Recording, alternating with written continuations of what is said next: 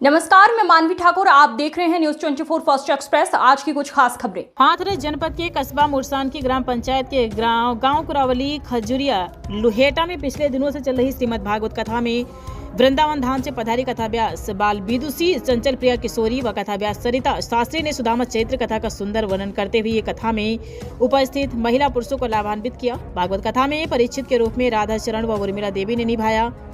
श्रीमद् भागवत कथा का आयोजन गांव की पथवारी मंदिर पर समस्त ग्रामीणों द्वारा किया गया, जिसमें न्यूज 24 फर्स्ट एक्सप्रेस के संवाददाता विकास चौहान ने उपस्थिति दर्ज कराकर व्यासपीठ का आशीर्वाद लिया और सप्रेम भेंट कर पुण्य कमाया। उनकी उपस्थिति पर ग्रामीणों ने उनका तालियों से जोरदार स्वागत किया। इस मौके पर स्वागत करने वालों में रणबीर फौजी पचहरा, राधेश्याम चौधरी, अली मोहम्मद खान पूर्व प्रधान, राजकुमार प्रधान, देवेंद्र सिंह पूर्व प्रधान, वीरेंद्र सिंह सहित समस्त ग्रामीणों का सहयोग रहा। उसने एक संत से कहा कि महाराज जी, तुम बाबा जी का आए गए दुनिया जी उपदेश दे डोलते हैं तो कछु समझ आए बार में फिर हम बावरे जो दौलत इकट्ठी करने में लगी हैं, फिर हम पागल हैं जो इतनी बड़ी बड़ी बिल्डिंग खड़ी करने में लगी हैं, क्या ये हमारे साथ नहीं आएगी? तो संत ने कहा कि धनानि भूमो पशवश्च गोष्ठे नारी कृदारी सुतारी स्मशाने। श्री राम जय राम जय जय राम। देहस्थिताया परलोक मारे,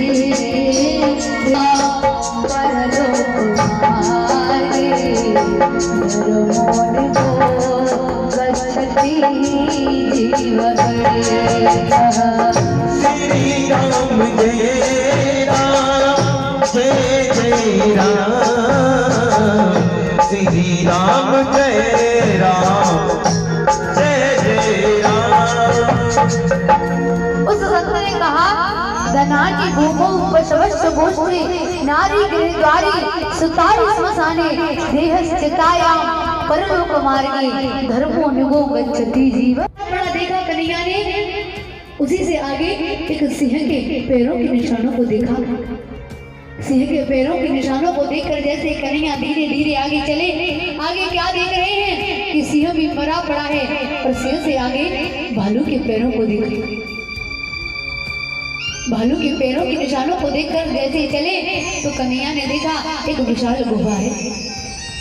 गुफा में प्रवेश करने से पहले कन्हैया ने अपने सैनिकों से निवेदन किया था, यदि 12 दिन में मैं गुफा से बाहर आ जाऊं तो समझ जाना कि मैं जीवित हूँ, और यदि मैं 12 दिन बाद बाहर न आ पाऊं तो समझ लेना और मैं जीवित नहीं हूँ और तुम मेरे राज्य को संभाल लेना।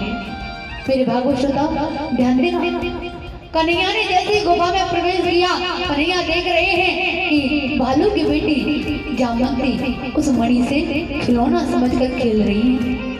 जब कन्हैया ने बार बार आग्रह किया उस मणि को लेने से पहले तुम्हें मुझसे युद्ध करना पड़ेगा, और यदि तुमने मुझे युद्ध में हरा दिया तो मैं तुम्हें ये मणि दे दूंगा।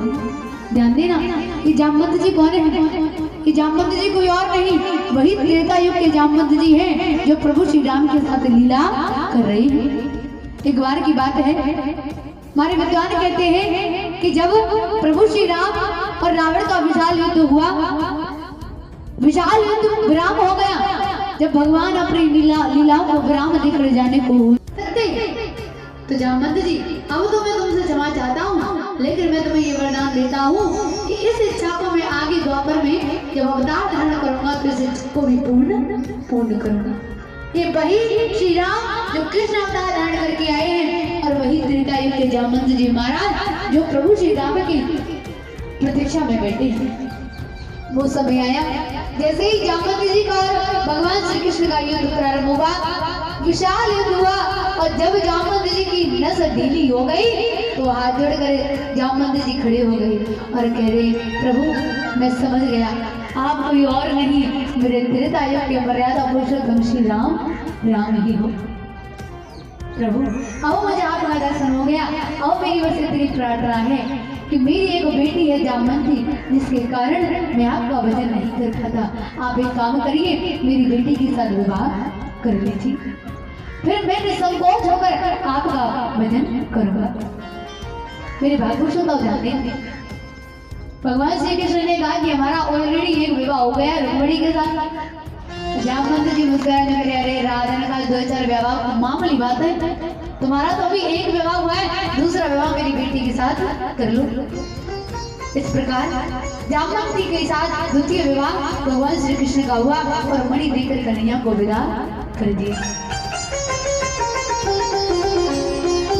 मेरे भागवत श्रोता सुखदेव जी निवेदन कर रहे हैं, परीक्षित एकमात्र प्रभु की कृपा ही ऐसी है जिससे इंसान सहज पार हो सकता है।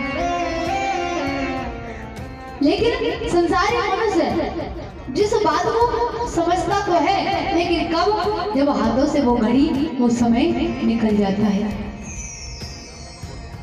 अभी तो हम बहुत सारा जमा करने में, इकट्ठा करने में, अनेक प्रकार की धंधौलत बिल्डिंग बनाने में लगे हैं, लेकिन सब जानते हैं कि बिल्डिंग हमारे साथ जाने वाली नहीं है। अच्छा, जान तो सब रहे हैं कि हमारे साथ कछु ना जाए, चाहे कितना कमा लो, कितने बैंक बैलेंस भर लो, जब मुझे ज्ञान देता है कि भैया आप कछु काऊ के संग जाए बार है, तब तो बहुत जोर तो बैराग बैठा तो है, अन्यों लगते भैया बात तो जैसे ही है, कछु जाए बार है, लेकिन फिर जी मन में बात लगाता है